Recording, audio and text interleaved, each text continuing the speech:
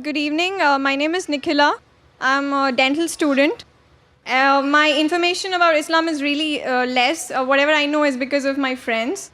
My question is, I've read this poster. They say that music and dance is not accepted in Islam.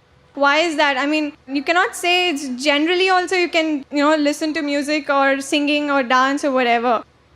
You cannot just say only for Bharatnatyam or for any form of dance you have music. In general music also we have you when you praise God, when you show your emotions. Why is it said that music and dance is not allowed?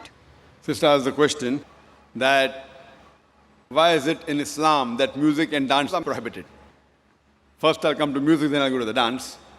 As far as music is concerned, our beloved Prophet Muhammad said that the musical instruments, as a general rule, they are prohibited, except he gave permission for the duff, that is the one-sided open drum, called as duff or duffli.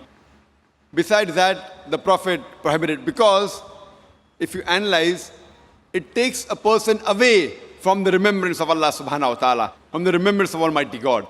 That's the reason when we hear these, film songs, whether it be Hindi, it may be Malayali or Tamil or whatever it is, you find that in these film songs, most of the words that are mentioned, they are far away from reality.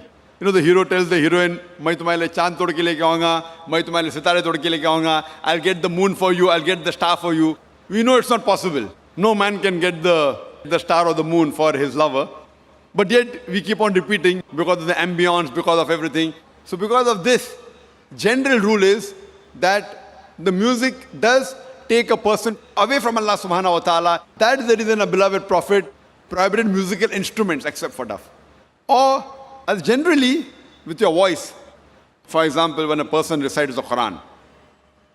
If he recites the Quran, his voice is good, that's permitted.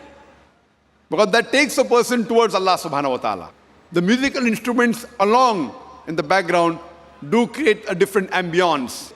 Otherwise, singing per se, it is mubah, optional, as long as the words of the song, they take you towards your Creator Allah subhanahu wa ta'ala. If the words of the song take you away from Allah subhanahu wa ta'ala, even that type of song is prohibited. Now come to the second part. Why is dancing prohibited? There is no verse in the Quran or no hadith that I know of which says dancing per se is haram. But normally, because people dance to show to the other people, we have dance performance on the stage, where as you Bharatnatyam. Now you're doing Bharatnatyam on the stage and thousands are watching you. So normally in terms of the hijab reason, we wouldn't like to expose our ladies, our mothers, our sisters, our daughters on the stage and thousands of people looking at them. So any profession in which the body is used as a show, as to entertain the people, it is prohibited. That is the reason dancing in public or dancing in parties where we have opposite sex mixing. Many a time the rules of dancing, they conflict with the rule of the Islamic Sharia.